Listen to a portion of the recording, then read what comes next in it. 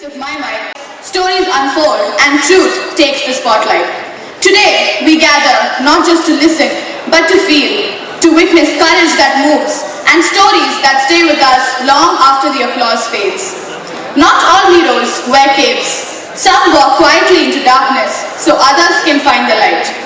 It is both a privilege and profound responsibility to introduce today's speaker, a pathbreaker in the crusade against human trafficking and gender-based violence. Her accolades include recognition from global human rights forums, but more than awards, it is the dignity restored to the voiceless that marks her true legacy. Before our guest joins us on stage, we invite you to witness a glimpse into her extraordinary journey, one that is not just inspiring, but deeply awakening. Technical team, may I please request you to play the VT? Some people don't just talk about change, they become the change. This is the inspiring story of a woman born in 1990 in the city of Kolkata, West Bengal, who has become a symbol of courage in the battle against one of the darkest crimes in our society, which is human trafficking. A true human rights defender, a social entrepreneur, and a fearless field warrior. She has personally rescued hundreds of victims across India. But her journey doesn't stop at rescue. It's about restoring what was stolen: hope, dignity, and freedom. Through her organization, she leads a powerful mission rescuing victims from the grip of sex trafficking and forced labor, rehabilitating survivors with mental health care, education, and employment, and also spreading awareness in both rural and urban spaces to prevent such crimes from ever happening. She works closely with law enforcement to dismantle trafficking networks and also trains young changemakers to build a more informed, responsible society. Her belief is clear: survivors are not victims, they are warriors, and they deserve the power to rebuild their lives. Her impact speaks volumes: over 500 lives rescued and restored, more than 50 awareness campaigns conducted, and over 100 collaborative efforts with police, NGOs, and global institutions. Her work has gained national and international recognition, but more than awards, it's the change she brings that matters the most. Human trafficking is among the fastest growing crimes in the world, often hiding in plain sight. In India alone, millions of women and children are vulnerable. Her story reminds us that this isn't just a number, it's a brutal reality. By choosing awareness, taking a stand, and supporting survivor-led change, we can all be a part of the solution. As she says, they don't need a savior. They need someone to believe in them, to walk beside them, not ahead. So let us be the voice.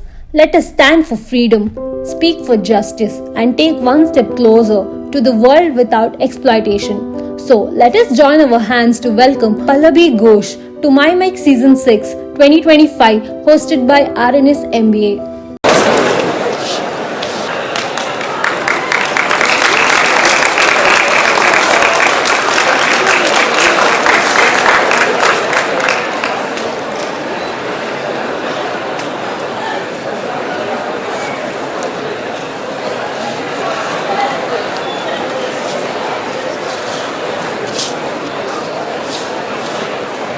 Let us welcome Ms. Pallabhi Ghosh as she takes the stage to enlighten us with her journey. Explored my social media, so from there I find out I am not very good with standing in one place and speaking, so I think I will go around and speak. Do you have that mic? That mic is there.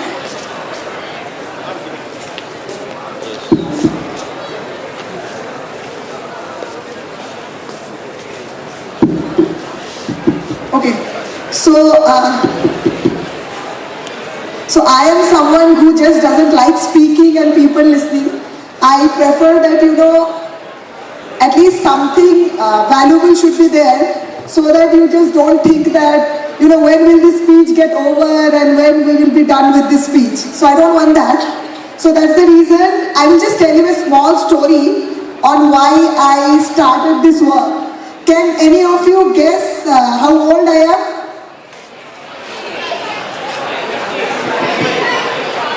Okay, so you all are saying I'm 35. Okay, so I'll tell you a story of the time when I was 12 years old, okay? So I think you all are above 12 here, every one of you. So what happened was, when I was 12, I went to West Bengal. How many of you know about West Bengal? Anybody who is from West Bengal out here? Anyone who is a Bengali?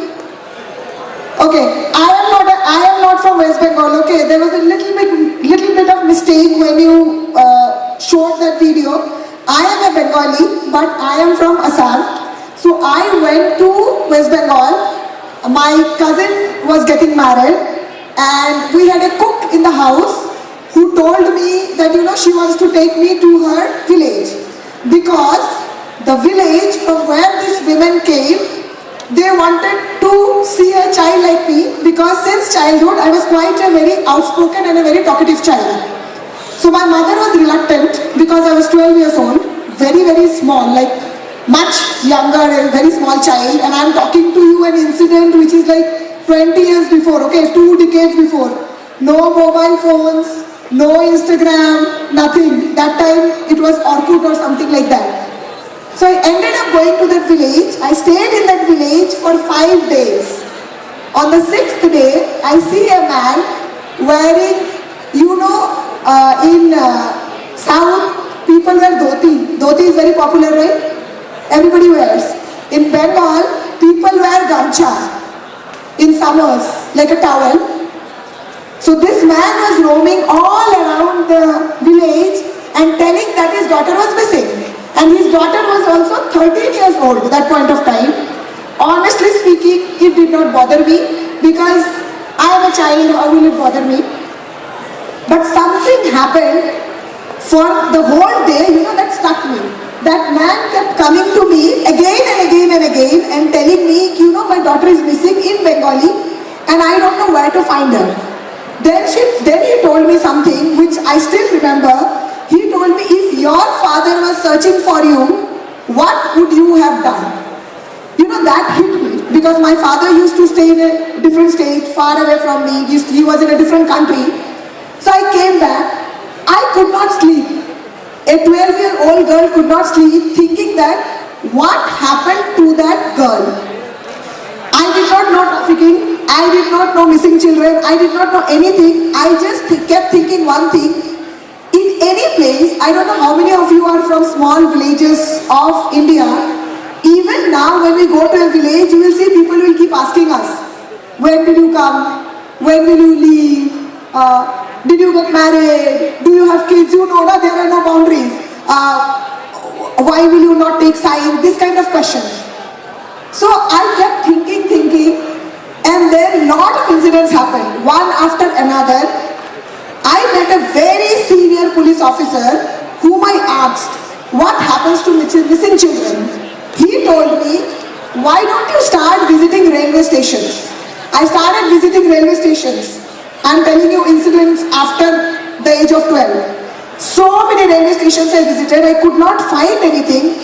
One railway station I visited, I saw a lady who was filling a bottle of water, and she looked someone who came from northern part of the country. You know northern part of the country? Delhi, Rajasthan, all those places. She told me how she was lured for a job by a middleman from Rajasthan and sent to Assam. Like this, I came across multiple incidents. But the final encounter, when I got to know what is trafficking, was when I was in my college in Delhi. There was this young girl who was continuously following me for a week. And she said that, the language that you speak is spoken by a lot of women in my village. I was surprised, because Bengali is something that is not spoken by a lot of people at that point of time in North India. I requested her to take me to her village. She did not take me. Somehow I pulled strings and went to a village where what I saw I can never forget till date. There were people like you, okay, huge group of people, all of their heads covered, with two kids in their lap. And this girl who had taken me told me, all these women are from Bengal. I did not believe it, okay. Then I started asking questions. Finally, one person said that, when I said that, Did you have rice? Rice is one of the staple food in South India as well as in East India, Northeast India. Rice is a staple food, not in North India. This particular woman told me that how she was trafficked. She told me she went to buy, see, imagine I'm telling you a story of 15 years back and that girl is telling you a story of 6-7 years back. She told me she went to buy ice cream. Okay, ice cream, you know that? We have this local ice creams, no? In villages. She went to buy ice cream. She had 50 paisa with her. She gave it to the ice cream parlor guy and told him that I need a ice cream. Ice cream person said, I can give you a red ice cream. But she wanted a milk ice cream, which was 2 rupees. She did not have the money. There was this boy who saw that she wanted to have the milk ice cream, but she did not have the money. So what did the boy do? I'll tell you. The boy convinced her, please have the ice cream, I will pay. They became friends. In 6 months, they became very close friends. By the time, she fell in love with that boy. And that boy told her, let's go to Delhi, I'll get married to you. She denied, but he convinced her. Imagine, from her house till the time she sat in train, there were 6 people. She did not know anybody, one after another. And then when she opened her eyes, she found that she is lying in a pool of hay and there are goats and lambs beside her. And when she woke up, she was told that she is married. She thought that she is married to that boy, but no. At night she got to know that she was married to a 50-year-old man. So all of you out here was laughing, no? You do not understand how privileged all of you are. I am not telling you this story to scare you or to threaten you. I am just telling all of you out here who think that, who don't bother, no? Tomorrow morning, what do I have to eat for breakfast? How many of you are really concerned what you have to eat for breakfast tomorrow morning? Any of you are concerned? None of you, because we are so privileged. We are privileged, right? Do we accept that we are privileged? Or we keep comparing? My father cannot give me a car, his father has given him a Mercedes. We keep comparing, no? I'm telling you about people, those who don't have 2 square meals a day. I'm coming from a place where people till now boil what you call grass, take out that water and drink. So all the people out there laughing and joking and thinking that life is a cakewalk, life is not a cakewalk. We are all privileged, okay? We have parents who have sent us to this kind of schools and colleges where there is an AC, we don't have to think about anything. The reason I am here, you know why? Not to scare you, but to give you a reality check. Do you realize that how privileged you all are? Do you realize that 1 minute you can just book a Rapido or 1 minute you can just order food from Zomato? Do you realize how people, those who are poor, cannot afford and how they are duped and trafficked? And let me tell you something, all the people out here don't think that only poor people are trafficked. This January we rescued a girl who was the daughter of a civil service officer. She was trafficked, and you know why she was trafficked? Because the parents were so busy in their life, they did not give time to the child, and she ended up talking to someone outside in social media. How many of you know about Discord? How many of you talk to people in social media without even knowing that person? We share so many personal pictures of ours in social media. We fall in love with people in social media. Do you know the person? So I am out here telling all of you that we are so crazy about these filters, no? Snapchat. We are dusky, but we want to look fair. We'll filter, we'll make ourselves thin, and we'll do whatnot. But please understand, the virtual world is very different from the real world. In virtual world, everything looks very beautiful and very nice, but it's not. It's not a conventional world. It's an unconventional world. I am not very old. I am older than all of you, but I am not very old. I am just telling all of you out here, if you are thinking to do anything in your life, there are conventional careers like engineering, medical, all of this. But believe me, if you are not consistent, if you are not disciplined, if you don't do hard work, you cannot achieve anything in life. It's impossible. I remember when I started doing this work, initially nobody supported. Nobody. All my family members, extended family members were angry with me. They were like, she's a school topper, she's a college topper, why the hell is she doing this work?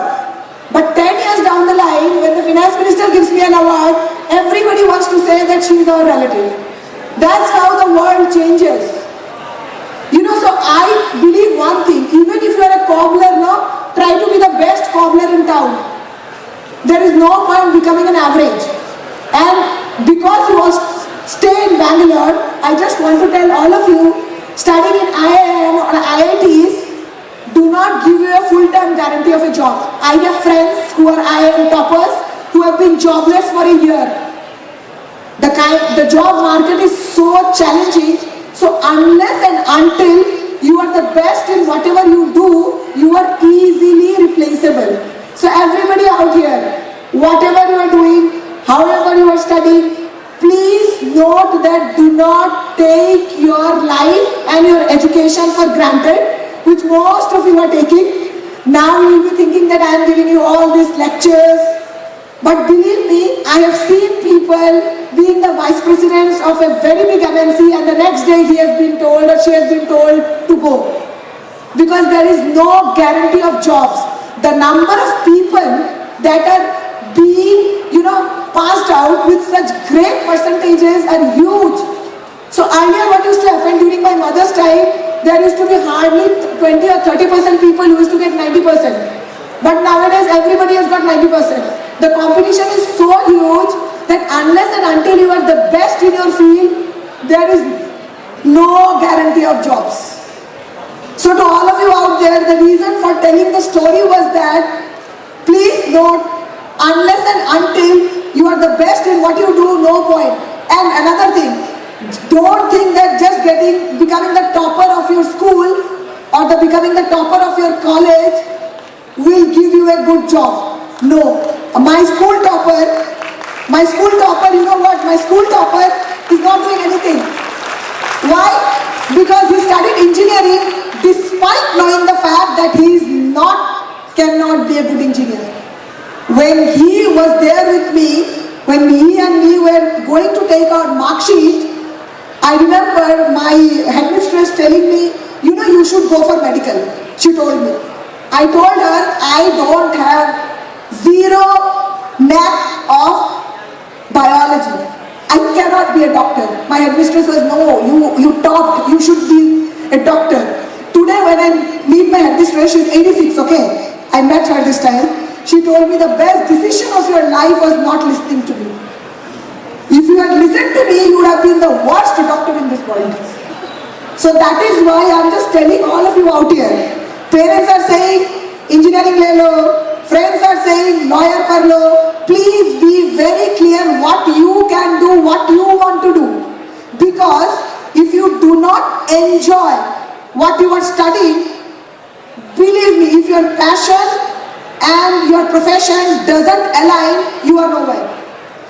You will be nowhere. I've seen toppers in my school not doing anything. Because after a point of time, they don't. So what they are doing, they are engineers, they passed engineering, now what they are doing, they are working in a bank. So why did they study engineering for what?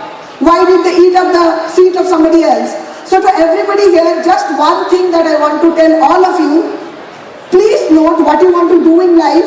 Do a SWOT analysis. I don't know how many of you know SWOT. You know SWOT? Please do a SWOT analysis of your strengths, weaknesses, opportunities and threats. First. Second, see the time you have. Don't keep giving civil services entrances for 8 years thinking that your father has money. Tomorrow your father will have money but your years will be gone. Third is, whatever you do, be consistent at it. Have the discipline, have the perseverance and have the dedication. Otherwise nothing is possible. I remember when I started, people are after me, but now I am back to so now I am back to where I started. Now people call me to speak.